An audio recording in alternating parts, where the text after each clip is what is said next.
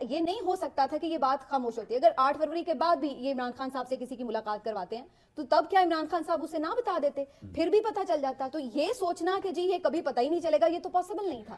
لیکن اس کو جس طریقے سے انہوں نے اپنے لیے ایک مشکل بنائی ہے, آپ کو یاد ہوگا جب میاں نواز شریف صاحب جیل میں تھے تو یاسمین راشد صاحبہ باقاعدہ پریس کانفرنس کر کے, ہیلتھ منسٹر تھیں وہ پنجاب کی, تو وہ جب وہ سروسز ہاسپٹل میں تھے تو وہ اس کے بارے میں ساری انفارمیشن بریفنگ دیا کرتی تھیں, اور پھر اس چیز کے اوپر ہم لوگ بھی سب ڈسکس کر رہے تھے اس وقت یہ کنڈیشن ہے. خود مریم نواز صاحبہ پریس کانفرنس کرتی تھیں اور تمام چیزیں تھیں.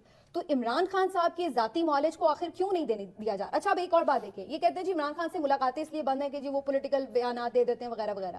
اب ان کے جو پرسنل ڈاکٹرز ہیں, ڈاکٹر عاصم ہو یا ڈاکٹر فیصل سلطان ہو, وہ اتنے پروفیشنل ڈاکٹرز ہیں, انہوں نے 2-3 مرتبہ جب بھی وزٹ کیا ہے انہوں نے کبھی کوئی آ کے ریلیونٹ بات ہی نہیں کی جو ان کی ٹو دا پوائنٹ ان کی ہیلتھ کنڈیشن. انہوں نے ایکچولی فیکٹ چیک کی ہے. ہاں مجھے یاد ہے ان کے بارے میں غلط خبریں پھیلائی جا رہی تھی تو انہوں نے آگے کہا نہیں یہ غلط خبر ہے, ایسا کچھ نہیں ہے خان صاحب. یعنی ایک تو وہ کوئی پولیٹیکل سٹیٹمنٹ نہیں دیتے تھے, پلس ان کی جو ہیلتھ ریگارڈنگ ایشوز بھی تھے اس کے اوپر وہ کریکٹ سٹیٹمنٹ دیتے تھے. تو وہ بالکل ٹو دا پوائنٹ آ کے بریفنگ, آپ ان کی ذاتی معالج سے ان کو ملوا دیں تاکہ یہ ایشوز ہی جنریٹ نہ